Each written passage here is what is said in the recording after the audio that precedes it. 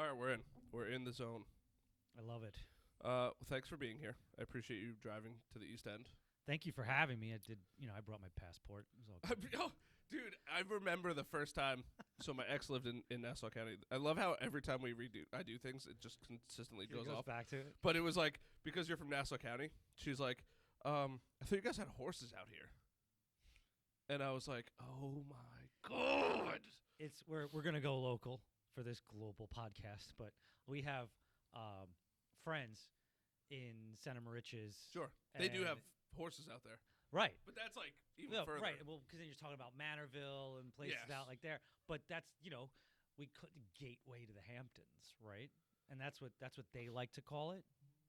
Meanwhile, it's not really a gateway to anything. No, it's not. No. But they have land that's like nice. But There's space right. between houses. So as we were just discussing, we were playing around with technology, and Anthony, thankfully, in his past life, was a DJ. And we shared a whole beautiful story. Maybe I'll add it. I don't even know if I'm going to add it or not. I might do it in the audio version. Oh, throw it in. You got to throw it in. Yeah, that's how we're going to do that. But it's just funny. Oh, did I delete it? I think I might delete it already. Because I'm quick with that trigger finger. Well, space Yeah, I is deleted it already. Commodity. I know. But I think we may have figured out a solution for the YouTubes to listen in to this. Oh. Well, that's going to solve all your problems. Well, it's not gonna, it's going to solve this problem. there's a whole laundry list of things. You have a whole another set of problems That's going it. on. All right. I actually had a conclusion this weekend that if I could just figure out how to never sleep, I would get everything I've ever wanted done. Well, who is it? All the articles ever put out by anybody uber successful, Sure. right? Talks about sleep 4 hours a night. I go to bed, and while I'm sleeping, I'm working. And then while I'm sleeping, I'm eating lettuce. And I'm working out in my sleep. Oh, yeah. And then That's exactly, right. It's so when I, and we'll talk about diets briefly, but like when I do the ketogenic diet, and I'm pretty good with that for a lifestyle. The problem is, alcoholic beverages will ruin me every time. Well, isn't that everybody's little bugaboo there? Probably. A lot of time, that's what's going to kill you every time. Of course. That and bad decisions. Well, yes, but a lot of bad decisions end up having good outcomes. That is true. You learn what works and doesn't work. Right. But it's just, I don't even know. So when I do that, I have energy for days. Like days. And then I can only sleep for 4 hours and I'm wired all day long. No coffee, no nothing, just full throttle 110% all day long. I've told a couple of people, there was 2-3 weeks ago, told a couple of people at the office that I was going to become the Keto Guido. Because you're Italian. Well, it comes from Vinny, everybody's favorite Vinny from Jersey Shore. Sure. Has the book, The Keto Guido. It's all about... That's a thing? The keto... Look it up. Oh, God. It is an actual thing. I'm pretty sure somebody put bets on me at about 15 minutes. Oh, actually you're just one of those guys that just devours pasta. It's a nonstop shovel that doesn't end. See, I wish I was blessed like that. Oh, my God. It's his book. It is. Oh, I didn't know it was his book. So I don't know how this works with you getting some quiche off the Keto Guido, because now we're hashtag Keto Guido, right? Yeah. Let's hope Vinny gets wind of this. Dude, he's ripped. Can work something out with you. That'd be nice. I like him. He's a nice guy. Never met him. Anyway, let's talk about what we're really supposed to talk about. Well, that's the whole Technology. point, right? I know. Let's do it. I mean, in this podcast, it's so funny because sometimes, the podcast that just released, even though that there's going to be a handful between now and then, it was the second time he was on the show. The first time he's a financial advisor. I literally don't even think we talked about finance for until the end when I was like, hey, just tell people what you do. Like, oh, I'm a financial advisor, and that was it. Done. Well, look, let's be honest. A lot of times, what you do is obviously important, but how you do it is more important, and who you do it with is extraordinarily important. I agree. Because, like right now, what are we doing? We're having fun. We're having fun. We're learning. I learned all about this. Right. We're gonna bullshit for a little while. This is the fun part. This is the fun part. This is the highlight of my day. Every time I get to do one of these. Like, I had 2 of these today, and I was, like, pretty jazzed up about it. Well, this is awesome. Thank you for having me. Hey, anytime, man. Thanks for coming down. No worries. So we talked about you being well, people don't know that you were a DJ until I brought it up just before. But yeah, luckily it was before. Now I'm dating myself, but it was before the real world of YouTube, Twitter, Facebook. It was even probably on the verge of being before MySpace. Damn. Yeah. That's old. So we're talking, early 2000s, right after Y2K destroyed the world. Oh, my God. I didn't know about this. I had to hear about Y2K from my fire department. What do you mean you didn't know about it? I'm only 27. So, like, Y2K, I don't even think I was using computers at the time. And if I was, it was those gigantic Macs that were 1,000 pounds, and we would play that Raptor game. School. Right. Yeah. And then I didn't know that Y2K had this whole explosion on the world because coders and stuff like that just didn't plan for it. Well, it was, and it had to be patched a little bit, but ultimately amounted out to, a fizzle. Nothing really. No, of Nothing course. really happened. But it was just so, like, and it's funny because I heard about it from the fire department because the software that we used and stuff like that wasn't ready to handle the 2000. Everybody was worried about the whole 911 system going down because nobody could confirm whether or not it was programmed into the system. Isn't that crazy? It's scary. One day later, and all of a sudden, the world just blows up. Right. Because somebody was like, we're never going to hit year 2000. Never. We're back in the Stone Age at that point. Funny, man. It's crazy. It's crazy to think about that. So you were DJing before MySpace. So I would say it was probably somewhere in 02 to 05, somewhere in that neighborhood. Okay. So I honestly, at that point, I don't think there was much of it. I remember doing, at that time, still, like, AOL Instant Messenger. Oh. Yeah. Dude, legendary. Now we're just talking about, like, rotary phones and typewriters at this point. Dude, I went to, I was somewhere, and I saw a rotary phone. I was with my sibling. I was with my youngest sibling, who was 16. And I go, do you know what this is? She's like, no, what's that? He did not know what a rotary phone was. Well, most kids don't even know what a phone cord is. Oh. Because if you think about it, phone cords. Then you had your gigahertz cordless phones, which kind of took over. But now we don't even have phones in our houses anymore. No, I do. It's terrible. But do you use it? God, no. Right. My parents do. See, but that's the thing. There's a gap. psychological factor there of needing to hold a handset. Mm-hmm. I mean, ever since I started using Teams, I feel like I pick up the Microsoft Teams. I think I pick up the phone less. Oh. I hate holding a phone up. Now dude, it's AirPods, getting lazier bro. and lazier. Yeah. Oh, well, between the headphones and the AirPods and your phone and a Bluetooth in the car and Teams and just eliminating having to actually physically hold something, I don't really pick up anything anymore to call people. The one thing that drives me nuts is this. The watch. The twisting of the wrist. It's like they'll talk to you and they'll just... Right. For everyone in audio only land, Harrison is turning his wrist right now talking to it. And then they whisper into their phone, like to try to like not interrupt the conversation. Right. I'm like, guy, what do you think? I just went blind? I can't just see you. So what's really crazy about everything? Do you have an iWatch on? Of course. What do you mean? Why I've never talked into it. Oh. Here's why. I'll give you the reason. Okay. So way back when I don't even know, I might have even still had to get up to turn my channel on the TV because at that point, like the TV in my room knobs did not have a remote because I got I think I got like a hand-me-down. And we had channels like 2 through 13 because cable was around. We just really didn't have it in my entire house. So I'd watch shows like Dick Tracy.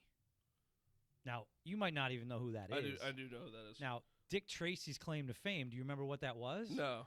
It was his damn watch. It was the watch that did all of the crazy stuff. So, you know what? I hate to say it. Apple and Samsung and everybody else in the world of giant tech did not invent wearable gear. Uh-huh. Steve Jobs, yeah, you built the iPhone. I'm showing you. But a meme, you by the did way. not. You did not invent the tricorder. I don't know what a tricorder is. Star Trek. I didn't watch Gene Star Trek. Roddenberry, 60s Shatner original tricorder. The tricorder is the iPhone. I have to go on record here. I am not that old. I am Star Trek The Next Generation old. TRICORDER. Yeah. Oh, tricorder. It is. Fictional device. They would take it and scan you for health. They would talk into it for communication. They would search information on it. Oh, yeah. This is the OG iPhone. The OG iPhone. I don't care what anybody says. Tricorder. We'll document the date, which is 12/3/2019. So it's funny, right? We're talking about that and technology and this meme. I saw this meme a couple months ago, and I thought it's very fitting, especially for the two of us. And I'm gonna just lift it, and I can't show the camera all that well unless the camera can zoom in. Okay. So the Jurassic so Park clips in tech work so well, especially when Samuel L. Jackson is sitting in the control room and he's got the cigarette in his mouth and they have to like reboot the gates and they hope that the gates in the raptor cages come back online or whatever. Sure. And he's got the cigarette in his mouth and he says, "Hold on to your butts." That just runs through tech all the time.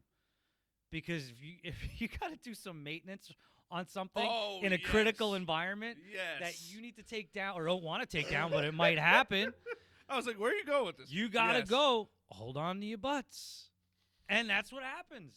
And I don't care what anybody says. Everybody out there in tech land knows what the hell I'm talking about. And if you don't want to admit to it, you're a liar. I'll give everybody a little spoiler alert because I came from the tech world and now I'm back in the tech world with Anthony. So it's funny, right? Because let's explain a critical environment for the listeners because they might not know. So a critical environment is like a server for a school, something where if that server goes down, it's typically a server. Life itself will die. Depends on it. Yeah. So computer goes down. Let's just say, like we're talking about the 9/11 system, right? The 9/11 system goes down. God forbid, right? That's why you have redundancy and all of these things where you have multiple servers that, God forbid, one of them fails. It just clicks right over to the next one. You don't even realize most of the time. It's kind of like a generator for your house, right? If power goes out, boom, generator kicks on. You barely even know that anything happened. So when you're working in these critical environments where let's just say you run up. Let's say Amazon, right? Amazon goes down, right? They're losing billions of dollars a minute, probably. So, or hourly, whatever it is. But when you're in the IT world and God forbid something goes down or you need to take something down for emergency work or whatever it is, that's what Anthony's talking about. I'm going to give you a quick story about a critical environment that we had to jump into. Critical to more to the client than anything else, but it's usually how it goes. Right. It's usually them problem, not if your stuff goes down, I'm still gonna keep breathing. Well, no, almost for a minute, because your heart goes into your mouth at that point too, and you get the, and that's when you got to run. I don't and start miss doing that crazy because I got one of those on a Sunday night when I was bartending once, like a couple years ago, and I got a call from a customer who I had sold, and it was that thing. I need you to get over here right now. My server's down. Okay, well, we have two problems. One, I'm a sales guy. I don't know how to fix your server with the exception of unplug and plug it back in. Right. Which is probably not going to fix it. Number two, I'm also bartending on a Sunday night. He's got the Cablevision approach. You got the Cablevision That's it. Fios call-in approach. Did you unplug it and plug it back in? Of course I did. There's no world where I didn't unplug it and plug it back in. That's it. So I was like, I really can't help you. I'm sorry. Like we have an emergency support line for that reason to fix these things. There's one sales night. guy can't fix your issue. It's snowing. It's like Sunday night. and we have a client that works. They're a hedge fund. They're at a Tokyo office as well as a New York office. Okay. And the way that the original infrastructure was set up way before us, they were very reliant on a VPN, a virtual private network, like a firewall to firewall connection between their offices that linked them up as one, right? Sure. So they were very dependent on that. They had a lot of services that went over that. We hadn't been with them very long, maybe less than a week since we've been talking to them. Goes down.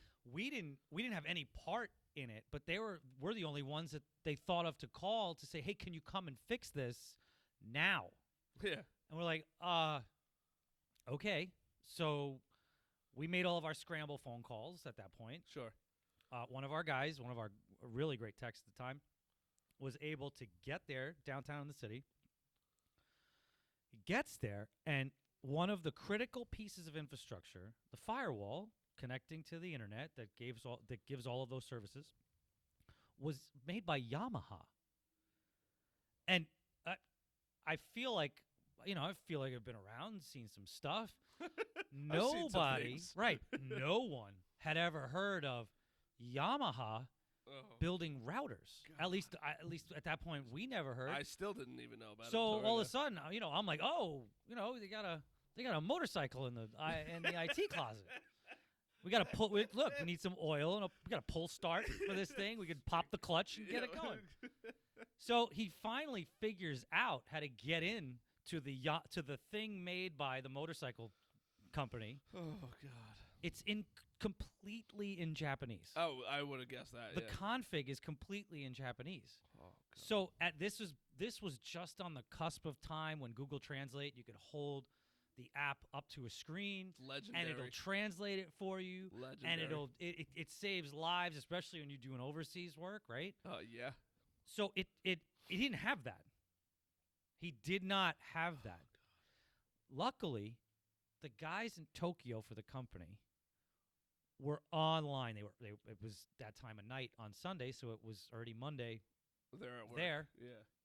He was able to call them up, and somehow he managed to actually convert the configuration, the actual verbiage of it from Japanese to English and fix the problem. To this day, I don't know if I've been through a more odd situation when it came to a critical environment going down and having to do a tap dance and really apply everything that you have in your arsenal. Sure.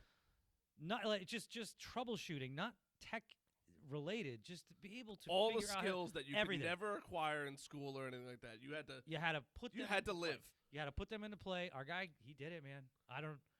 To this day, that story, I still ask him, and he won't tell us. So I think there's some shenanigans, because he won't tell us. He's playing it a little too cool. Like I'm just too cool. I'm not gonna tell anybody. It's like he's not that cool. So that is he means at the company still? He's actually one of our clients for Okay. a long, long time. Okay. Great dude, unbelievable dude. That's so funny. That's crazy. Yeah. I've never had to do that, thankfully. That was a good time. I left the tech world soon before I had to actually learn how to troubleshoot too many things. I think though part of the best thing about being in tech is that it's not niche. Everybody, it doesn't matter who you are, how old you are, you somehow interact with tech. So you get every single experience possible. If you don't, you could just be a vertical provider where you're just doing doctor's offices or you're just doing law firms. But when you're verticalist and you do everything across a horizontal line and you touch every single business and you see everything, there's so much that comes out of Sure. that. Now you're using some solution that you designed for a warehouse infrastructure to rebuild a building. It's just there's 1,000 different ways you can cross connect everything that you do. Like there was a lot of times where we do a lot of work at the Bronx Zoo, and we'd be in the Bronx Zoo like 2:30 in the morning, pitch black. Nothing but just darkness. It's like, and if you're Darkness driving, and animals. if you're driving through, right? Because you have to drive on some of the walking paths to get from place to place when Sure. the park is closed. Sure. But if you're doing work in the back areas at night, the fear that you had when you were a kid comes back. Oh, I believe it. Because now you're walking through open air space in a back house where there are giant gorillas. Like, they're there. Oh, yeah. You can hear them moving. Mm-hmm. You can't see a thing. And all you hear is... You want to talk about getting out of a building like Bugs Bunny with an imprint in a door where all of a sudden it's just a door print. You're just running out as fast as you can. And now that shouldn't necessarily be something that you experience in the tech world, but because they need services in that area, that's what you're going to do. That's crazy. I haven't been in the Bronx Zoo since I was a little kid. I'm actually going through some pictures. It's a great place. Is it as big as I used to think it is? No. Okay. So there's this point. It's like when you're a little kid, everything is gigantic. When you're little, the place is huge, Yeah. right? Then you hit around, I'll even give it the 16 mark. Once you get to having kids and they are young, it's big again. Because now your feet hurt, you're tired, it's cold. So you're not young anymore. It's the Oh, no, it's just like, wow, it's the everything else going on. Everything else that gets compiled now with the Bronx Zoo trip. Sure. As a young family with why is the kid in the lion cage? Let's go get him. This might be a problem. Sure. Now we're running around. Now you're tired. Now it's big again. Now the place is big again. That's so funny. Just because of how tired you are when you're there as a parent. Get me out of this place. Right. There is a point, and it's usually about, I'd say 2 hours in, where you say, you know what? That lion looks hungry. I think I might take care of that. I'm just gonna go jump in. I'm gonna go jump in. At least you're not the one that's like, here's my child. Here's the snack. No. That's not fair. That's not fair. It's I'm good. Had a great run. I'm gonna hit the lion cage. I'll see you guys later. Somebody I think just jumped into a lion cage. Yes, that lady. Yeah. Well, there was one with polar bears. Well, so there was a lady. I don't. She was all over social media. She was doing selfies with the lion in the background. And when we went the other day, not too long ago, we got up to that area, the lion area, and we're wondering why there was so much extra security. Because this was a couple months. So it didn't hit me right away. But they had a ton of extra security. Oh, it was at the Bronx Zoo? No, it was. Oh, I didn't know it was at the Bronx Zoo. Yeah, it was at the Bronx Zoo. Oh, dude, I love this stuff. And I don't know if there was any reason for it. I'm pretty sure it was just to get the selfie. Like the people who are out there, everybody's dying. There's people dying trying to take selfies. Oh. The falling off the cliffs. Dude, this is literally the definition of Darwinian theory in action. We are eliminating the weakest humans. This is phenomenal. Look, we're progressing the human race further by this whole happening. I'm sorry. If you go off a cliff trying to take a selfie, I got nothing. I don't know what to say about something like that. You know what it is? I think this is where the problem is. The problem exists. Yeah, some lady leaps into the polar bear enclosure also. Yeah, now it's just a thing. Now it's a sport. Now it's the bottle flip. Now it's this challenge and that challenge. That's a great idea. They want to thin out the herd. Let's do the polar bear challenge. And this is not swimming at Coney Island by the New York Aquarium. This is actually jumping into a polar bear enclosure. That's the new challenge. I just think it's kids don't try it. Don't try it, kids. I think it's so funny that and look, I love my little brother to death, but I feel like I need to start it with that. But like we were in New York City the other day. Disclaimer. It's a disclaimer. I do love my little brother. That means that something really happy and loving is going to come out of your mouth right now. Oh, well, I'm glad he didn't get hit by a car in New York City. But he was inches away from being hit at 45 miles an hour. Can I take a guess why? Oh, he had his AirPods in, and he was he on the phone? in it? Was he No, buried in he it? was walking backwards, looking at the family into traffic. Brilliant. So there's also, I believe, that there's a scenario in everybody's life where tech helps. Mm-hmm. Okay, but things like, and I have this conversation with my son. I force my son, and maybe I'm crazy. I force my son to know north, east, south, and west, Smart. and the directions that you have to be going in. When you make a turn, now what direction are you in? If you make 3 turns, now what direction are you in? Sure. Close your eyes, spin around. Which way are you facing? There is a. Are you an Eagle Scout? Almost. I was one step away, and then not hockey kind of took over. But that's all right. That's look. Let me tell you something. Learned a lot. Now, looking back on it, I should have done the Eagle Scout, right? Sure. Learned how to play some more instruments, preferably the piano. I want to learn how to play. Piano's on my list. And cooking. I'm a phenomenal cook. I would. You're not a good cook? I just started again. Dude, why don't you take a master class? Sure. You don't know you know what it is? Time is at a premium right now. I know. So I got to kind of pick your battles. Pick the battles. Sure. But I tell my wife all the time, and I tell my son, I'm like, dude, you got to trust me. Piano, cooking, guitar. Done. Scratch get up, you you're chicks done. forever. You're done, you're set, you never have to worry anymore. But that's why youth wasted on the young, right? Of course. The wisdom that you obtain, whether it's stupid wisdom or I actual used wisdom. to know how to play the piano, and I lost that ability because that's good. And then I thankfully, so my parents never had food in the house. Like it was always like, it was very rarely we had leftovers, and like my mom would cook back in the day, but like a lot of the times it would be a meal or the whole meal would go, and then I'd have to fend for myself. So I learned how to cook a lot of things with like nothing. But why? Why did you learn? Because I needed to. Right. Necessity, invention, whole nine. And we wouldn't even have cereal. I couldn't even eat cereal. Right. So now where I was going with as soon as GPS became so accessible that nobody had to actually think about where they're going anymore. No, I guarantee if you take 20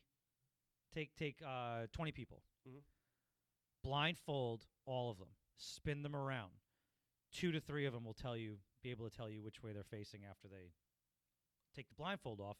Or how do we get to 2 towns over? Right? Like it's like if I said from where we are, how do we get to Sayville? Oh, right? That way. Right. I don't even have to think about it. Right, but because you didn't always have a the cell phone. Extremely readily accessible cell like that. I mean, hey, when we had like T9 text input, I wasn't typing in addresses to figure out which way to go. You're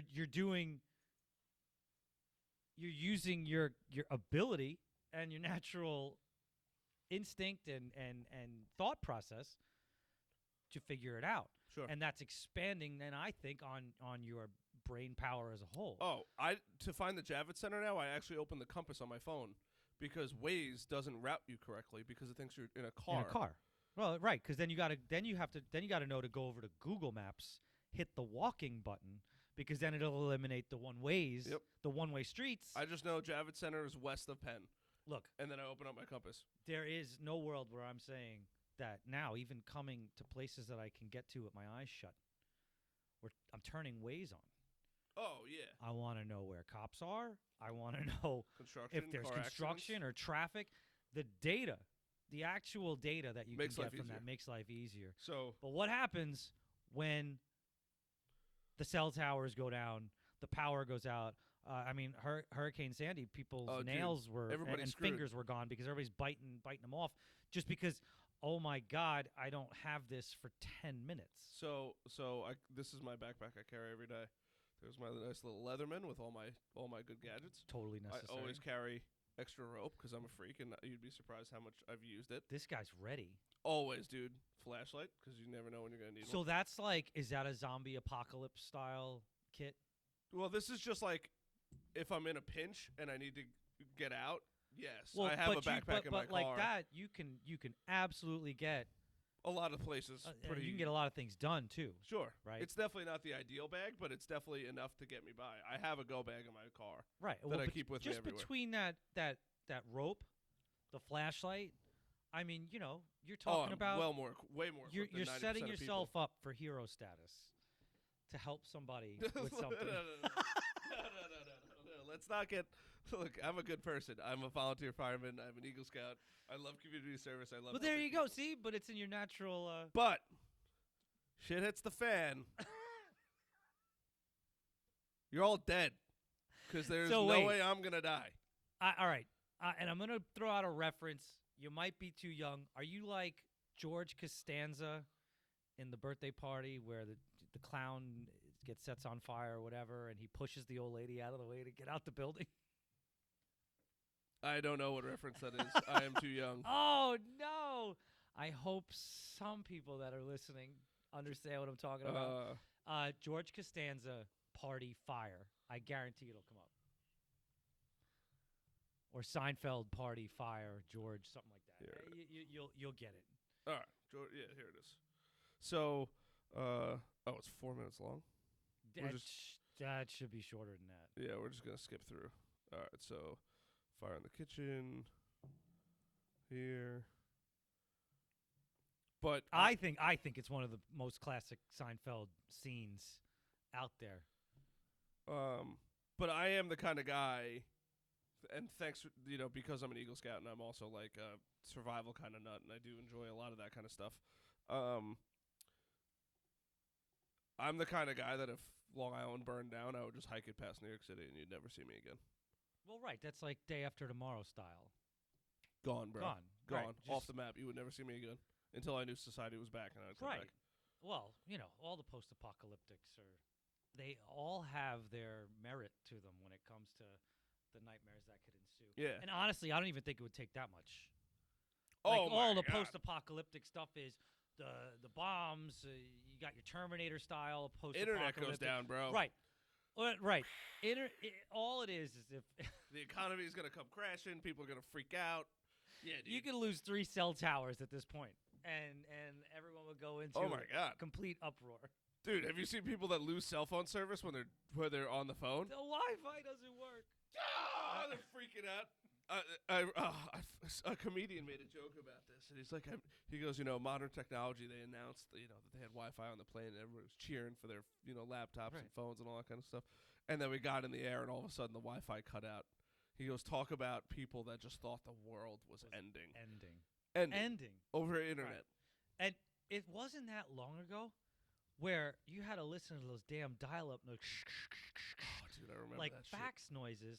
And then I think the worst time of my life was trying to figure out which AOL phone number would get through. Because your modem would try a whole bunch of different local numbers to get online. And when it was peak time and kids are home, whatever, all you get is busy signals. Busy signals. Oh, I remember when my uncle brought his computer over and we went on dial-up to my grandparents' house. And he's like, check this out. This is the internet. And I looked at it and I was like, this is the shit. Yes, right. I can't wait to sit on AIM all day and just honestly, take up a phone line. Life changed. Life changed when I told my dad, I don't know if it was a commercial or we were just talking about it at the time, when we found out about broadband internet from Cablevision at the time. And that once you went from dial tone to broadband, that I feel was one of the biggest jumps in everyone's... Oh, because broadband you didn't need to dial into a phone number. No. It's just the always-on shark fin modem. Everybody local around here might know what I'm talking about. The old Optimum shark fin. Sure. And here, the change that happened instantaneously of what you were able to do and how you were able to consume, the dial-up to the always-on connection for me was one of those biggest jumps in and everyone's day-to-day internet interaction life. I think the broadband change is one of the biggest. I would agree with you 100% on that one. I would say that and it's just so funny too. It's like, I remember when I remember when somebody got the first iPhone 4, and they're like, "Oh, I can make phone calls with this." Right, and it's like, you're like, "Oh my god, you're just touching it." It's like crazy. Well, and for me, I went through every iteration. Had the beeper, right? Had the I dodged the beepers. See, you're probably too young for that. Had the beep. Well, see, it goes even further. I've seen beepers. I've just never used one. My dad had a actual car phone. My buddy had a car phone, but it didn't work. He had this phone in an '86 Toyota Super Turbo. Now, at the time, '86 wasn't that long ago. Sure. The car was beautiful. It was a rocket ship, and now he added this car phone. So he comes home, and we're kids at the time. He comes home, he says, "Hey, guys, come outside, check this out." And you see the stand, and you see a phone with a cord in the car. Sure. So now you're like, "Oh, I'm going to call Mom," and you start dialing whatever. He's like, "No, it costs $12 a minute to make a phone call." It's my God, it was that expensive? Well, I'm probably over-exaggerating, but at the time, it was so rare to have something like that you'd pay out the ass to make one phone call. It was like 50 cents or 60 cents a minute or something like that. So what's funny about it is you got this phone, it's sitting in there. He's got this entire mission control center in the trunk. Mm-hmm. Like, Dad, you just took up all the trunk. He's like, "I know, but I got a phone in my car."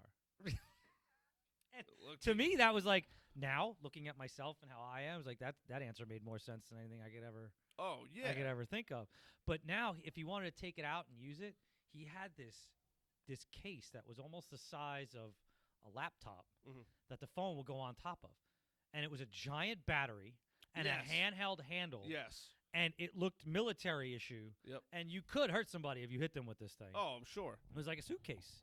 So the advent of, I think, the jump also from beeper, which was just tones and data transferring, to the actual cell phone that you could put in your pocket, whether it was a smartphone or like a flip, like the StarTAC or something like that. I'm very curious to see what's going to happen when I'm like your age, right? And like what's going to happen. I don't think you should ever say something like that ever again. Well, you're what, like 40? No, you're 40, right?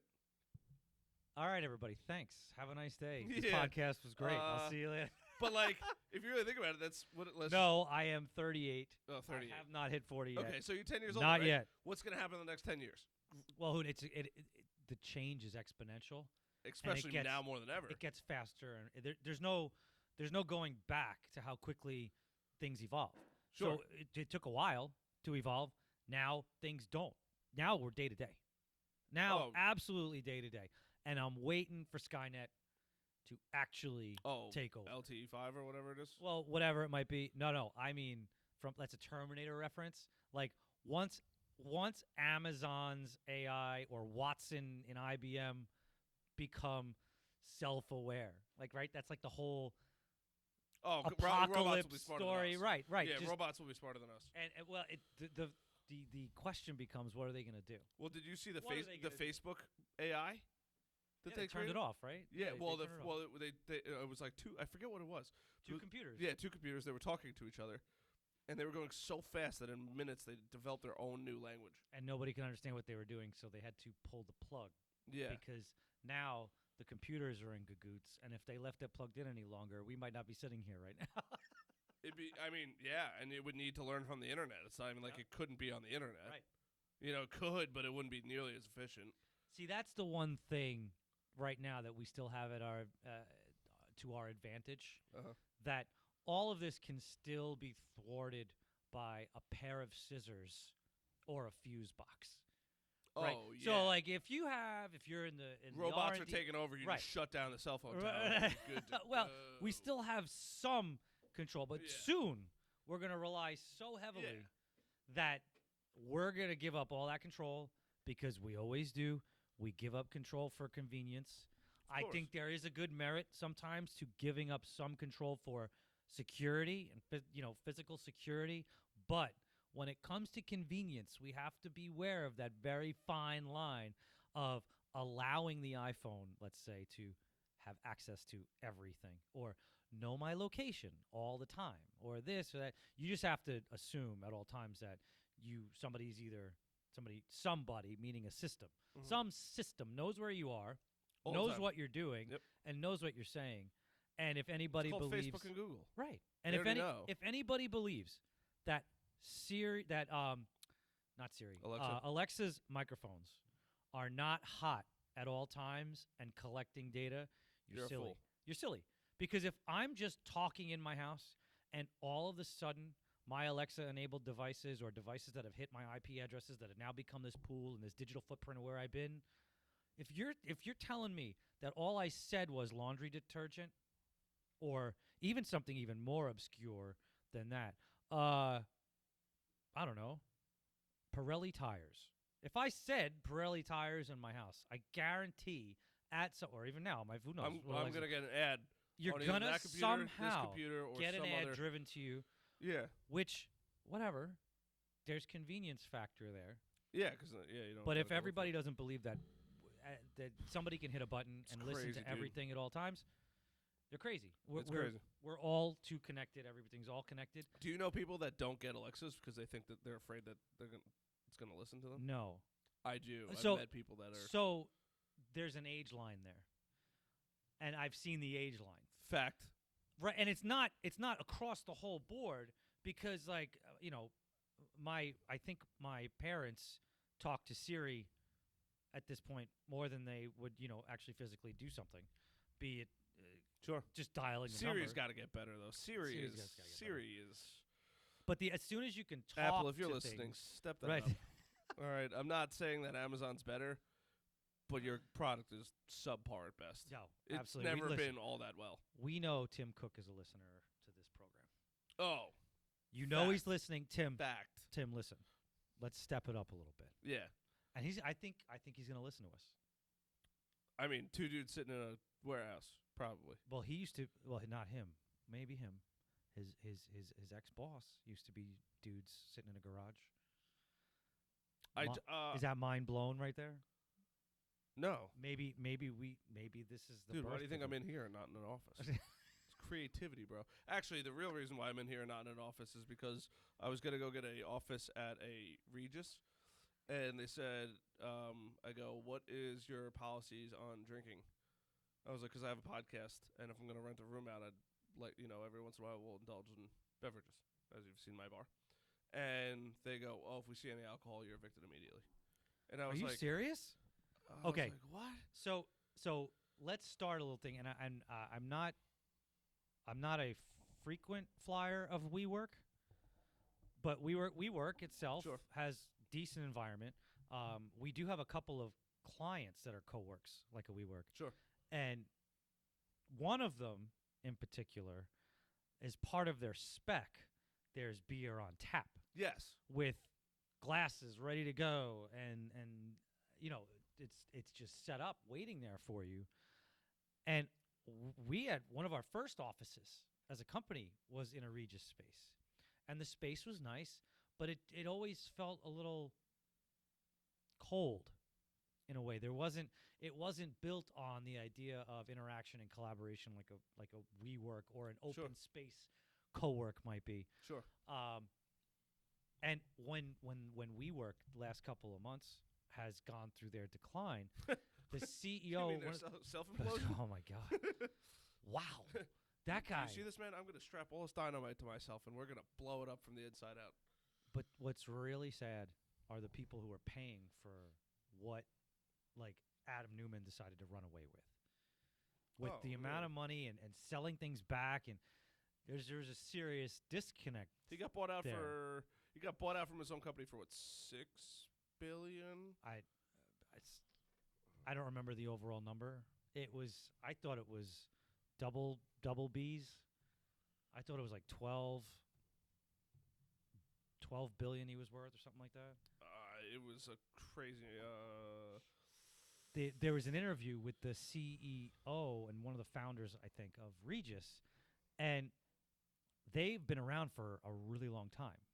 WeWork, from a standpoint, was a baby compared to Regis. $1.7 billion buyout. Right. Regis is like was one of the real pioneers of the break up space and lease it out to smaller startups, almost by the office, and which is a great idea. So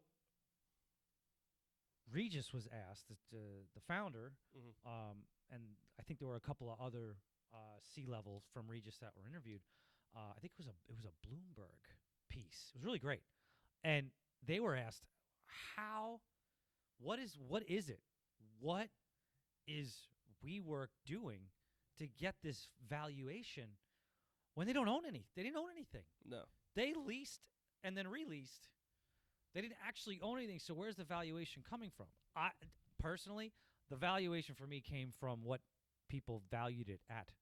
The collaboration, the feel, what it was, how it worked, how it flowed, was what created a valuation. It was metaphysical. It wasn't made up in numbers. You couldn't say 1 + 1 = 2. At WeWork, 1 + 1 = 100 million, right? Oh, so yeah. That's really what it was. Sure. And they asked Regis, well, how did they do this? What's the secret? He said, we don't know. They're like, we don't understand how they said, we think we do this right at Regis. We're pretty good. Yeah. We've been doing this a really long time. Unless there's there's like some kind of fairy over there putting out fairy dust that makes it all better. It didn't make any sense on paper. Sure. They said, we don't know how it's big. We don't know why it's big. It doesn't make any... Because they put beer on tap and you could walk around with your dog. But see, that's the thing. It became a mental scenario. Sure. It became it's a party. A community. Sure. Versus a bunch of offices that brought in revenue. Mm-hmm. It became about the interaction, not what you were paying for when you were there. So that's what was crazy about it, is that Regis, they didn't have any clue where it came from. And then about 3 weeks later, when they were about to go into their IPO and they pulled it back, they figured out why. Because it was based on nothing. Oh, yeah. When after the due diligence was done, it went from what everybody had inflated it in their minds to what it actually was on paper. Of course. And that's when the nosedive hit. I think I think it's a nosedive, yes, but I think I personally, and I don't own anything of the company, but I think it's going to go back up. If they restructure, they are already the space leader, right? Don't they? Of course. Don't they own most of the space? It's just the name that everybody knows. It's like Coca-Cola. Right. You're gonna work. I don't say I'm gonna make a Regis-like space. I'm gonna make a WeWork space. And right now, it became this is the WeWork of blah, right? So let's say I go do this in a warehouse. I can say I am the WeWork of warehousing, or I'm the that's the model. You would say that it's crazy. It became a brand unto itself. So I have no doubt that with the right leadership, they'll come back like come back like gangbusters. I have no doubt. Yeah, it's pretty wild, honestly. It's crazy how they literally don't own anything except leases. And think about it. It came to the app world. Look at Uber. Uber has guys that are coding and girls that are coding and supporting and enabling. That's the new wave, right? Mm-hmm. How can I enable many to do a lot with a little? Sure. Right? Well, so it's crazy, right? Like, I was talking to somebody about this, and if you look at all of like the multi-billion or even billion and trillion-dollar companies, with the exception of Apple, right? Most of them don't actually produce anything, right? If you really think about it, Facebook doesn't produce content. They don't. They just give you a platform, right? Amazon just recently started producing their own stuff. Most of Amazon is still from outside vendors. Uber doesn't drive you anywhere. Tell somebody else to go do that. Airbnb doesn't have houses. it's crazy to think like they're just giving you the platform. Like even YouTube, right? YouTube doesn't create content. The creators create content. It just goes on their platform. Like it's just what a crazy business model. It is. To think that there can be so many assets that aren't physical. It's all IP. It's all intellectual property. It's Look at this place. right. People are like, what do you do? I'm like, I build websites. They're like, oh, it's cool. I'm like, well, yeah, I love it, but like, I can't touch it. Yeah, you can scroll with your finger, but like, doesn't have a taste, doesn't have a smell. Well, that's the next thing, right? The bridging Oh, of that's the physical wild. and virtual worlds. But like, even the podcast, it's a visual and audio experience. There's no touch. There's no taste. There's no you being No, here, we you don't. smell We the don't. room. We're not mining minerals and creating something dude, tangible. We're not even building weird. Legos. Nothing. We're nothing. It's literally audio and visual. Like even my whole main business, audio and visual. My online course that I've built now, audio, visual. That's it. That's just it. Like I don't produce a single tangible item at all. It's the weirdest thing ever. What's crazy about all that is talking about like bridging the virtual and the physical, and here it comes. Right, we do a lot of that at our company. Sure. At NST, our ideas are all about how the user can experience the environment that they're in. Sure. Right? Because we don't necessarily need to have four walls to be productive. So you're going to enable your users to experience the environment that they need to be productive in any way possible. Mm-hmm. But there's a scenario there where now we're trying to create this experience within every facet, right? So in your work day, that experience is kind of created by your office infrastructure, how your network behaves, how your PC, Mac, who cares what kind, laptop, iPhone, iPad, whatever it might be, smart device, how they interact with you during the day. Sure. And what we really enjoy doing is making those cross connects that are not normal, the outside of the everyday. Sure. How can we have their entire environment interact with them, walk through a space, know who you are, Sure. present you with options based on where you're going, the direction you're going in, what time of day it is. Sure. Would you like lunch now? That's just how can you create an interactive experience? Sure. That's the one thing I do love about IT is like there is quite a bit of physical, right? You could buy a new computer, you could buy a router, you could buy Wi-Fi, you could buy all of these, you could buy and have and see and physically touch most of the things that you sell in the IT world, even the security business, right? An RFID scanner, you could touch that. A camera, you could go touch that. You see it, like we have cameras in here. Shout out to Hanwha Techman, right? So those cameras are recording all of the time, but at least I could go grab that camera. Like that's the one thing. It's so like, hey, what did I buy? Right. You can physically touch it. And you can see it. You and can you see can the motors. you can interact with it in a physical way and in a digital way. Yep. And I think that's why for me I love the security space so much, especially now, because there's a convergence that's happening in security, because now you need more, in my opinion, you need more cybersecurity than you do physical security. Because let's be honest, most of our assets in some way, shape, or form that we engage with on a day-to-day have now become more digital than physical. Sure. Because think about it, right?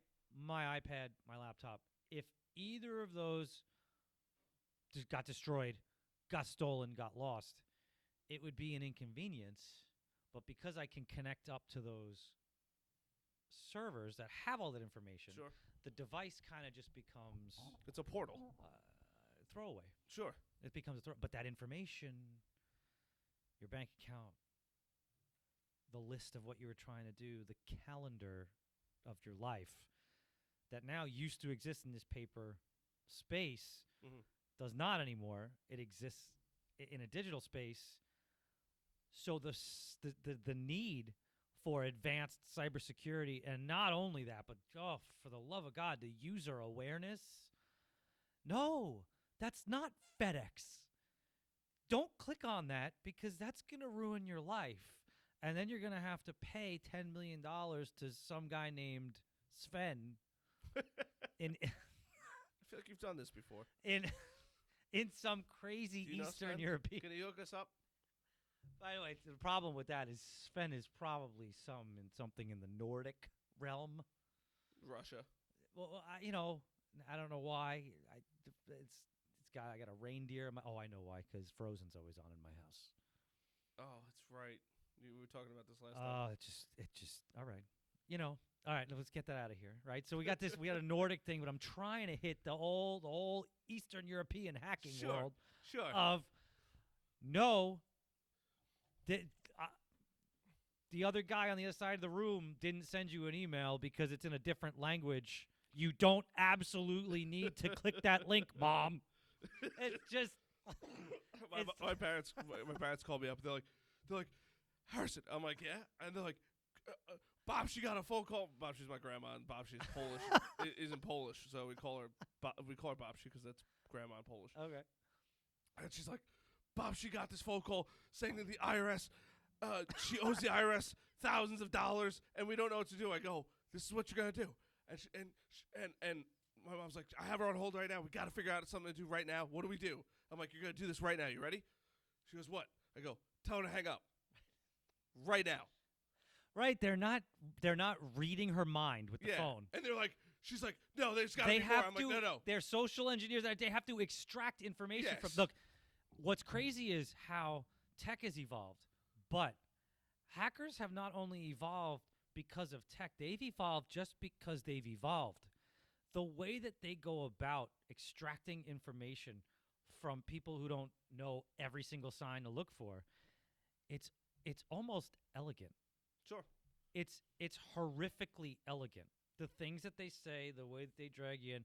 And we're going to do some public service announcements right now, because there's some that I've been involved with recently with robocalls and fake calls. The best one is it's a robot, right? You get 6 phone calls from 6 different numbers that have the same first 6 digits, right? So if you check out some of the numbers, if you see patterns, you can kind of discern it and figure it out. We have a warrant for your arrest. I haven't gotten that one yet. If you don't call us back, we're coming.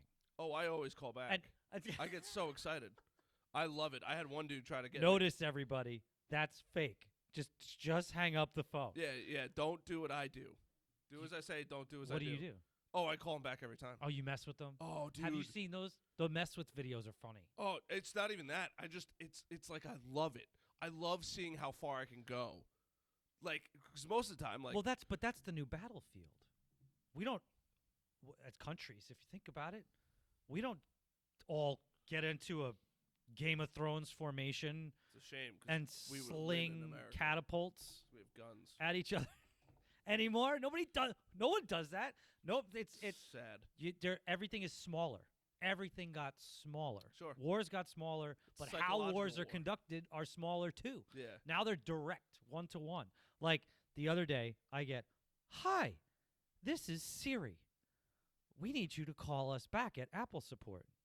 Now, what's really amazing about this phone call was how it came up on my phone. Because in my phone contacts, I happen to have one of the Apple stores in Manhasset in my contacts list. So I get a call, and it pops up on my contacts list as the Apple store. Yeah, they could route it through different numbers. So they spoofed that SIP number, that trunk, that line, whatever. They spoofed it, took it over, made outgoing calls from there, and now you look like the Apple store. Oh, you look like Apple, and if somebody gets a call, like you talk to Siri all the time, right? Sure, all the time. Who initiates the conversation? Me. Right, because that's how Siri works. People, Siri's not going to call you. Ever. Listen, if Siri wants to talk to you, she's going to pop that phone. She's going to say hello, and she's going to say your name, and it's going to be from the phone itself, not a phone call. No. Well, we don't know just yet. Right. More than likely. I think it's going to be from the phone itself. Do not talk to Siri. Hang up on Siri. Don't give her your Apple ID. Don't give her your password. Don't give her anything. For the love of God, please hang up. No, you're right. But I try to I always try to go as far as I can with these calls because I really do enjoy seeing one, how intelligent or how unintelligent some people are in this world. Like, so I almost got scammed on my company, and thank God I had the courage to ask a friend for help who's also in the marketing industry. And I was like, hey, got this. Seems a little fishy. And it was like, hey, I want to buy a website from you. Looking to spend $7,000 to $10,000. I want to replicate this. And I was like, cool. Let's just investigate. So I sent the proposal. Boom, got the proposal back. I was like, this seems a little too easy to be good to be true. Nobody just goes out and spends, unless you just looked at every single project I've ever worked on and looked at all my customers. But right, nobody's saying, hey, I want to spend. If it's too good to be true, it probably is. So I was like, dude, this looks a little fishy. And he's like, dude, and he Googled it. And I don't know why I didn't Google it. And he's like, because you had holy shit blinders on at that point. Oh, you were just, somebody's going to You were just stoked. Oh, my God. That's amazing. Of course. Someone I did not get a referral from or had to mine or had to spend a ridiculous amount of time with. It's not uncommon that somebody's going to just gave me a PO for $10,000. Yeah, but nobody ever calls me saying, I want to spend $10,000 with you. Right. Never happens. No, it's never happened. And what's really funny is we've gotten an email from what look like legitimate companies with a PO in it and a whole list of hardware saying, here's your PO, send me this hardware. We would have the office team call them back and say, somebody would pick up. People would quote unquote be there like boiler room, just sitting in a sea of phones in the middle of an open warehouse. Because they have to pick up and say, hello, so-and-so company, whenever they see a caller ID come up. So we would call back. We would force their hand. And we would say, okay, you want us to send me all this stuff. I can get you every single thing on this list. Send me a credit card. Give us credit card numbers right now. I don't even like credit cards when you deal with that much money. As soon as the charge goes through and it goes through okay, you'll get your stuff. So what we would do is we would get the credit card. The credit cards were all stolen. Sure. So before we actually ran the card, we would call up the credit card company with the number, their credit card number and all the information they gave us. And we would say, has this card been reported stolen? Every single time the answer was yes. It had been reported stolen and not necessarily stolen, but hijacked. Sure. Or somebody got the information and was just using the information.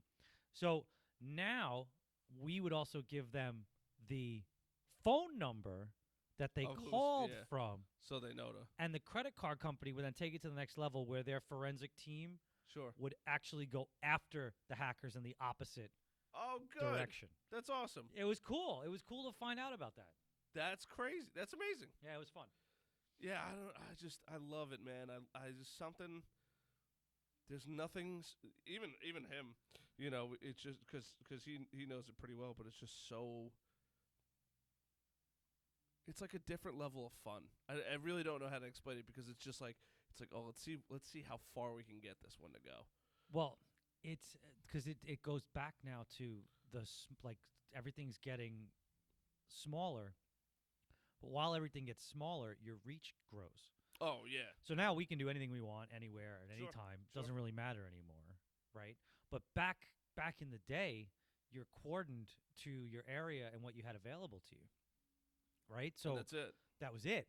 And now it that even comes back to how many in the world changed, right? How many kids do we even see outside after school anymore? A lot around here, thankfully. That's a good thing. Yeah. That's a good thing. Yeah. Because a lot of times you don't even see it anymore. They go terrorize Speedway. Yeah, but see, that's the problem. Also, what are they doing is the part is part of the issue. And look, at least I did it when I did it. It was in the middle of the woods. These guys are terrorizing property on a main highway. Right. Well, back in the day, you would more than likely you would terrorize something because you literally had nothing else to do. But now, I mean, we'd hope you could find something. Look, I'm glad the parents are kicking them out of the house so they're not playing video games. But it just sucks that the kids are terrorizing things. But, right. Well, kids will be kids. We used to go out every day and play sports. Like outside on the street. I mean, all we did was play hockey. That was it. All we did was play hockey every day. Come home. Doesn't matter. Winter, summer, whatever. Ice hockey or roller hockey? Both. I mean, roller. He's a big hockey nut. Roller. Oh, yeah? Yeah. Roller on a daily. And then ice, school, and rec and travel and stuff like that as needed. But that's crazy. You don't see. I don't. You know what I don't see? And it's a Wayne's World reference. I don't see any game on. Like there's no. I can tell you maybe on. Dude, you get an award if you lose. What's the point? The number of times on one hand that I've driven down a street and kids have had to move out of the way because they're playing in the street anymore. Sure. Obviously, weekends are a little different, but even just coming home from school, getting on your bike and going out, whatever. I just feel like I don't see that as much as I felt like we did it when we were kids. No, you definitely did it more as kids. It's much further and few between now, I would say. But, it's like it's a new world, right? It's we're going through a super weird time. It's think about it, right? Kids can't even go to school anymore because they're not vaccinated, right? Well, and look, I don't care which side of the thing you fall on, but if your kid's vaccinated, you get to go to school. If you're not vaccinated, you don't get to go to school. Like it's that, and then it's information, right? And there's information overload, and anybody could say anything on the internet, and it may or may not be true, right? And if you think it's difficult to fire up a website, go on Squarespace, go on Wix, and you could literally build a website, and it might not be the most beautiful website, but if you spend enough time and dedication to it, you could build a decent website pretty quickly, and nobody's fact checking every single person to say that's right, that's wrong, that's right, that's wrong. What was it? I used to. Did you used to listen to Opie and Anthony? Did you ever? No. They're like a Howard Stern-ish, yeah. right? So, unto themselves, because I love those guys. Sure. But they would always make jokes about, this must be true because it's coming from a guy sitting behind a microphone. Oh, yeah. Or it must be true because it's there, right? Sure. I mean, think about it. Back in the day, all they had was it must be true or that must be the fact because it's in the newspaper. Sure. Look, milk isn't good for you. Took 2 generations for people to think milk is good for you. Like, it's factually proven that milk is not good for you. People still drive. Shit, I just finished off half and half. Right. I know it's bad for me at this point. I just choose because it tastes good. But you say it enough. You put it in front of people enough. That's you it. Advertise enough, right? I think everybody and their mother can agree that Burger King and McDonald's and Taco Bell and Wendy's is terrible for you. Well, that's why. I mean, think about Burger King. Why would they change the meat to the Beyond? What's that? The Beyond Burger. Beyond Burger. And then they get sued because they're cooking it on a grill that has meat products cooked on it. Yeah. Right. We're splitting hairs at that point. Sure. Right. I think they should let it be. I think so Burger too. King's bad enough. Let it just let it be bad. Yeah, it's just it's. I'm glad that they're moving to it, but then it's like, right, I just posted something on Facebook, and it was like an FDA study that this is going to drive me nuts because I'm going to think about it, and I'm not going to get the right Facebook. And I know I just shared it, and it was like the Beyond Meat Burger and how it's bad for you. And it's like people are freaking out about how like scientists prove that the Beyond Meat Burger is bad for you. And what's funny is people are shocked that it's bad for you, which blows my mind. I don't know why anybody would be shocked because you're synthesizing the taste of meat in something that's not meat. So who knows what they had to use to do that? I mean, That's what I tell people. now you're talking about chemistry beyond, but whatever goes into that has to be so synthesized in some way. It's like there's no way to believe that you mushed up 6 plants from the middle of Madagascar. Yeah. And magically somebody then said, "Oh, I think I should taste this," and it came out like tasting like meat, and it was plants. There's no way. It's manufactured. It's just never gonna happen. Oh, here it is. GMO Impossible Burger test positive for high levels of Monsanto's pesticides, glyphosate. I don't even know what that is. I'm searching right now. It's GLYPHOSATE. Glyphosate. What is it? Is a herbicide. Oh, okay. Oh, good. See, I wasn't wrong. Yeah, you're right. Right. It it only tastes better when you mix it with chemicals, with weed killer. Yeah. Oh yeah. Yeah. It can only taste better. I just think it's so funny that people are shocked that the Impossible Burger has chemicals in it. Like, you're literally eating and look, I don't agree with the unethical killing of animals. I totally believe in hunting, but look, I'm not gonna lie, I eat cheeseburgers too. But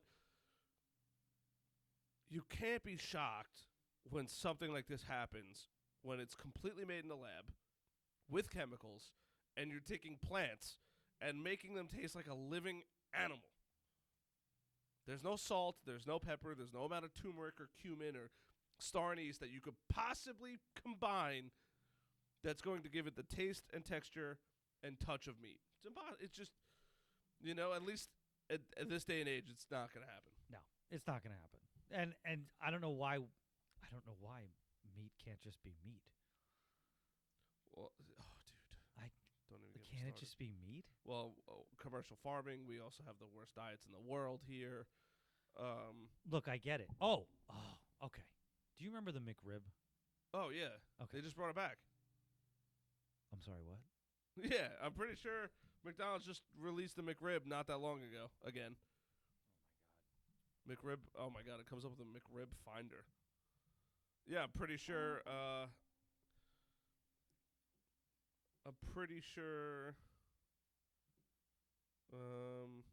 Oh my God! Most recent sighting, Mesa, Arizona, spotted 12/2/2019. Okay, so yesterday we did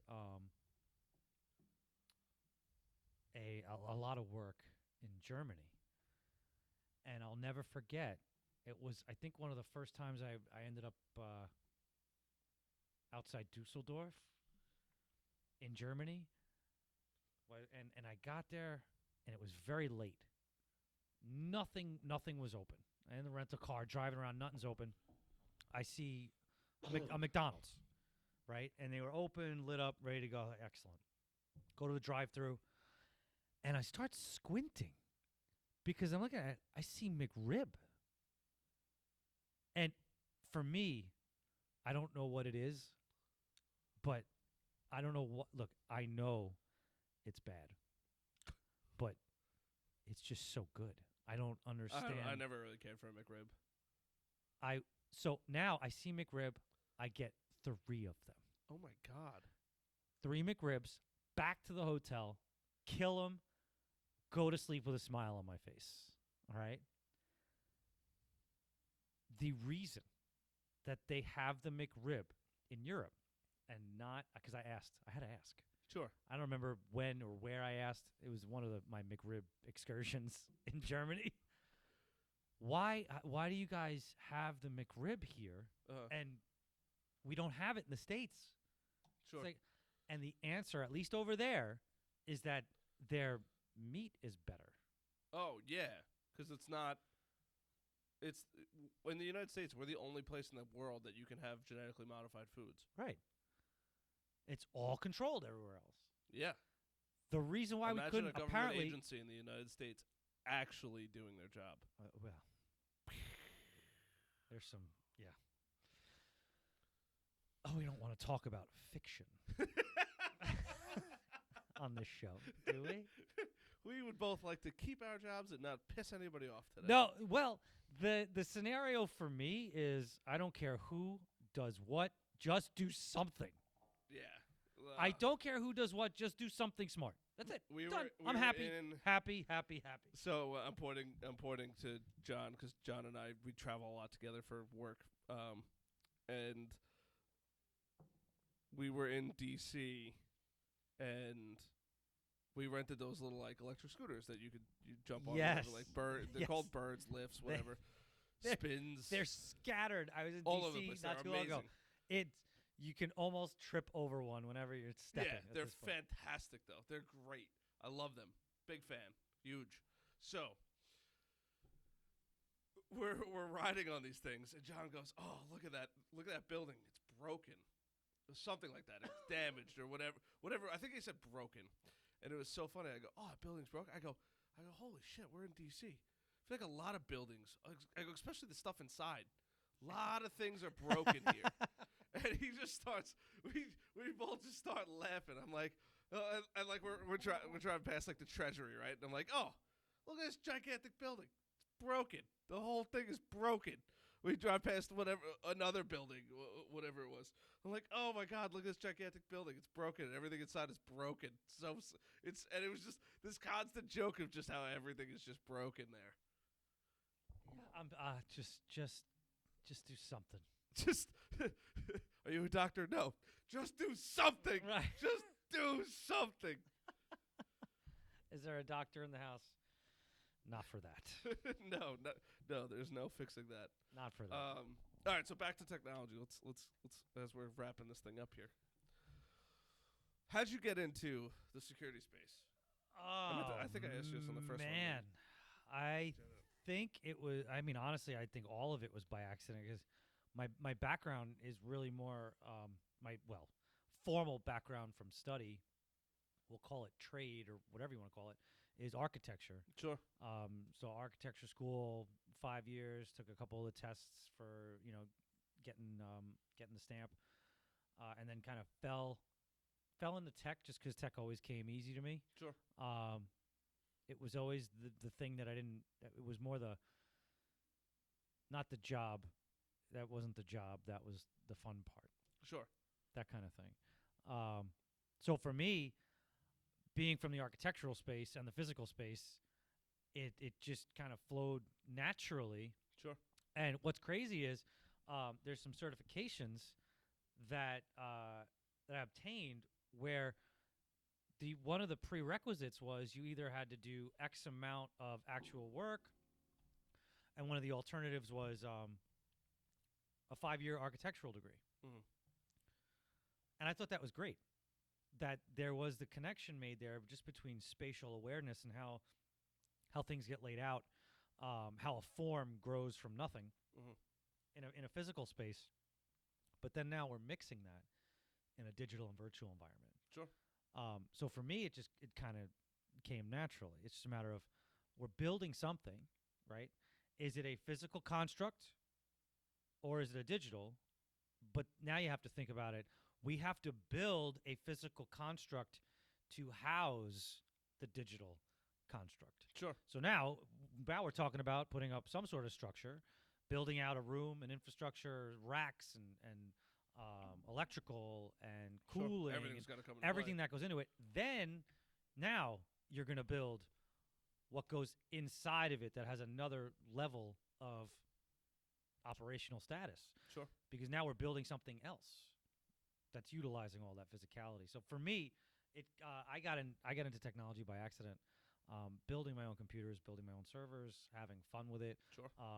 Doing this kind of stuff, the broadcasting, DJ sets live. Sure. And that was the coolest thing because now you're a kid and you have followers and listeners and you're getting messages from Australia and Japan as you're doing something live. That's really cool. And that's where it ended up. And the physical security stuff just comes hand in hand. Sure. Between visual data, the mining of information. Yes, it's physical. It's situational awareness, but you're also getting all that data as to what that situation was, and now we're combining it all. Sure. So we're in the process of working on some pilots that combine virtual cyber digital security and physical security in one instance that can drive information about a space, but then also be used for object tracking, Of course. metadata tagging, leverage. How can we layer things? That's really what we're looking at. Sure. I think the general populace of people too don't really understand like the capabilities of like technology and where they're at now, right? You and I went to ICS, right? ICS East, and that was at the Javits Center, and we were with our friend Adam, who's also been on the show, and it's just crazy to like, there was one technology. It takes a picture of you, or it takes images of you and tells you your age and if you're in the system, your name and your emotion, right? Are you happy, angry, all that kind of stuff. And the age thing was like within 2 years, they have like a 99% accuracy within 2 years. And then the longer I stood in front of it, the closer it got till it was 100% accurate. That was the craziest part. Between something like what AeroTurn had with the metal detectors, right? It had this special metal detector, nothing like you'd see in the airport, but there was an Amazon an AWS worker there who the dude had a Velcro belt. That you're only buying that if you're in and out of data centers all day, and the metal detector picked up his that's not a glucose badge, the sensor in his arm to detect his glucose. That's what it is. Oh. And he's like, "Oh my god," and that one guy was like, "Dude, it's picking up the screws in my glasses." Like that's how accurate it is. And then you still need to badge in and like bulletproof glass on these things on turnstiles and protecting people, and then monitoring, and you could see where people went in the building and track all. It's just like the amount of information that you can get now and figure out and say, hey, why is this person going in here? Why is this person trying to get in here? Like all of that is just so fast now. One of the coolest things I thought that we've been doing recently is the mobile credential to access physical environments. And yes, you could buy the small locks that you could put on the front door, and it has connectivity to Wi-Fi and then your app so you can hit the button. But what we're talking about is replacing the fob and the access card with just your phone. So the phone has an app, it reads through Bluetooth. But the cool thing about it was leveraging a lot of the technology that your phone uses on a daily, right? So let's say now you got on the newer iPhones and on the newer Samsungs, you have facial recognition as a credential. So it holds up to your face, get in.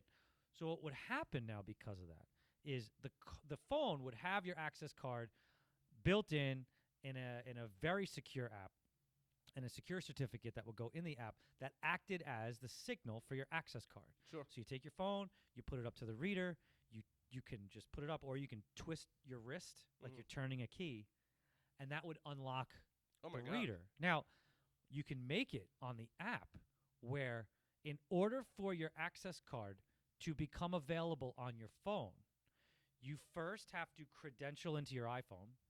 So now you're talking about thumbprint, passcode, or face. And then you have to do another PIN just to get it active. That way, if it went into a hibernation or a locked state of the phone itself, it would close all of those things. So now if somebody got your phone, they'd really need to know a lot about you to get to that access card. But if I just dropped the access card on the floor, anybody can pick it up. And it had because a lot of companies will take an access card, put your picture on it, the name of the company, the address. They'll give the door number that you can get into. Like they'll give so much information on this card that anybody could walk over to that building and swipe in and go in. So now you have this digital card that needs 2 or 3 different forms of authentication before you can get to that card. I can't wait till... have you ever gone on a military base? No. No, not an operation. I don't know if I'm allowed to say this, actually, so I'm not going to say it. But there's certain things, they have like their own SOPs, right? Standard operating procedures. And if you do certain things on a military base, the MPs, military police, will know that you are not supposed to be there or you're with somebody that's not supposed to be there. And I don't want to say what it is because that might, I don't know if I'm allowed to or not. But I can't because wait. we all know other people are listening. Yes. Yeah. Big Brother has ears. Of course. So I'm just gonna totally skip over this, but it'd be pretty wild to, with even with all these levels of authentication, right? If you were held up at like, let's just say gunpoint, if you did something different on your phone or whatever it is, or like you had to scan into all these things, and then you do something on your, let's just say I need to face lock in, then put my code in, whatever, and then I touch my phone to like whatever the pad, and then the door opens. But if I do it in a different method or something like that, or it's the back of the phone or something like that, it automatically calls the police and does all of these different things and locks down the building or whatever it may be. Right. That's gonna be crazy. Right. Somebody tries to scan in 5 times. Think about it, right? I think my phone said if you fail to get in 5 times with the passcode, Right. it It closes wipes. up. Well, that's like Well, it wipes. My phone gone. it wipes out. Done. You gotta be careful with that. Well, trust me. I tell everybody. I'm like, don't mess with my phone. I don't feel like having it wiped. I mean, look, it's all in the cloud, right? I just gotta go get. Yeah, but yes, but there's then that inconvenience. That Yes. dude, that happened over the summer. Mm-hmm. Last summer, was it last summer? I think it was last summer. I had we were coming back from the beach, had a ton of crap. Everything's full of sand. Get the kids' toys and the chairs and whatever. And I'm packing up the car, and I must have put my phone down on the bumper. Mm-hmm. And I put all the stuff in the car, and you hit the button on the trunk. Trunk comes down. Trunk won't close. I just got done putting all this crap in the car. A little bit short. I'm a little bit uptight. A little bit pissed. I want this door closed. Take the door. Slam it down.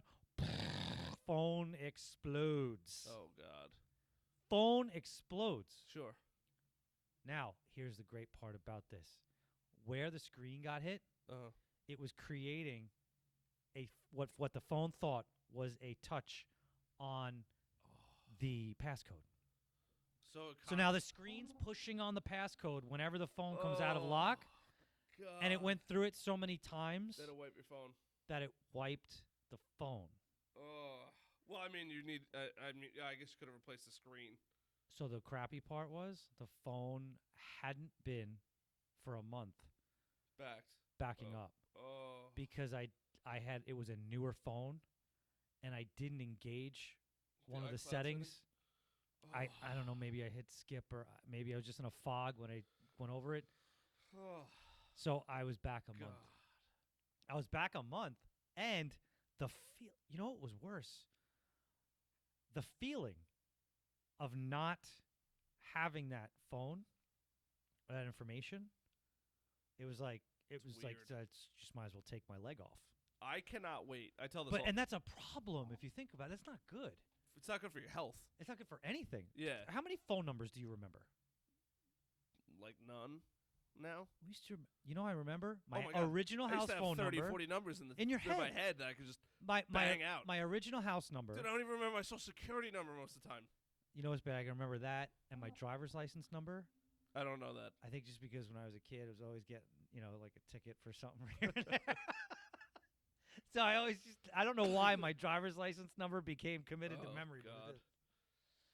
Yeah, but what you were talking about with the multiple forms of being able, how the security bridges, we are able to shut down physical environments if there is a digital or cyber threat detected. Oh, that's great. In our virtual environments. Sure. So I don't know if you remember, there was in what's the Infinity War in Avengers Endgame. In Endgame, the end of the movie, towards the end, I guess. Oh, he says Friday do barn door protocol. Yeah. What barn door protocol was down. Hey, lock it down, shut everything off, disconnect us from the outside world, put the armor out in the outside of the building. Yep. That's what we're talking about. Sure. Because now if we have an infiltration or there's a threat to the system, you can't get in and you can't get out. Let's say the firewall or the scanning tools or the security tools pick up a threat. They can tell our IoT and physical devices, lock this door, sound the alarm, put the strobes on, make sure nobody leaves because somebody in here is trying something. Sure. Lock it all down, and call authorities. Sure. Get authorities on the phone. Make physical functions occur. Sure. Because of a digital Oh threat. yeah. Oh, that's definitely real. Well, no, I'm saying we do that. Oh yeah. That's part of what we do on a daily. No, but I mean like roll gates going up, closing, Sure. and all that. Oh, I got one for you. Oh yeah. Oh yeah. Listen to this. So one of our clients has like a high-end retail store, and it's a high risk retail store, and I don't know. Do you remember a movie Bronx Tale? Yeah. Bronx Tale. Yep. Right. Great movie. Colosio. There's a scene in the movie where a couple of guys walk into the biker bar, and Now Chaz probably leave. now you can't leave, Yep. and he locks the door. So what we proposed, because we were working on some of the access gear at the front door, was the now use can't leave. So he had sensors. He had sensors on his apparel. Sure. And if the sensor tripped you the told metal me about the story detector in person. right. Yes. If Share the this, it's a good sensor story. tripped the metal detector, the giant, heavy, ridiculously large Potentially glass bulletproof. door, Yeah. right, maybe bulletproof, would lock. Sure. The magnet would fire, it would lock, and they would run head first Into a very heavy door. a very heavy door and end up on the ground not doing well. Sure. Because they were running as fast as they could Sure. to get out of the place For with a the door stolen that goods. closed that you can't open. So the sensor tripped, locked the door. Sure. They in a world of hurt. Oh, Literally, just because now they're hitting the ground. But the sensor told the door to lock, and because of a digital interaction, it created a physical outcome. Yeah. So it's crazy. It's awesome stuff. It's crazy, man. Is there anything else you want to cover? Because we're at 1:30. A minute, an hour and 30. Hour and 30 minutes. Bro, like that. And this was round 2. We probably could have. It probably would have been 2 hours. Actually, we probably would if we started when we were supposed to start, but we were working on camera stuff. It doesn't even. We would have gone. It only feels like 2 minutes. It would have been 2 hours and 45 minutes. It only feels like 2 minutes. Oh, it goes every time. It's awesome. Dude, it's great. You got to come back on. Yes, I want to come back on. Bring some of the peeps. I can hold 2 more people. Right. So if you get 2 more people, yeah. We get like a forum going. Oh, I'm in. Have a little fun. I think it'd be a great time. Cool. Last things you want to share? What is NST? I guess tell them. Promote So the business. Yeah, absolutely. Don't give a phone number. That's weird. Just website. We just don't know. Nobody actually calls anybody anymore. Yeah. Excuse me. So nst-li.com. We are a managed service provider, end to end, when it comes to productivity and office technologies. Our partners are Microsoft, HP, Dell. Sometimes. I'm not mad. Mostly. Just disappointed. Just kidding. Mostly HP. We're also with Sonic Wall. Sure. Very into digital and cybersecurity. We have our own SOC, our own NOC companies. Extraordinary in the reach and capability. Sure. That we have in-house. So, like we're talking about, we're doing now physical security with the mix of cybersecurity. Sure. It's a blend. We love our cloud environments. So if anybody would like to, reach out, nst-li.com. I love it. And do you want people to find you on the digital world? Facebook, Instagram, Oh, sure. IG, No. handles? I'm looking directly into the camera. I am not on Facebook. No Gram. I have LinkedIn. Could do a LinkedIn. All right, add them on LinkedIn. Yeah, absolutely. Connect up, guys. Let's have some conversations. That's it. I love it. Brother man, thanks for coming down and hanging out. Harrison, thank you very much for having me. This is awesome. Anytime, brother. Anytime you want to come back, you let me know. Sweet. Till then, guys. See you later.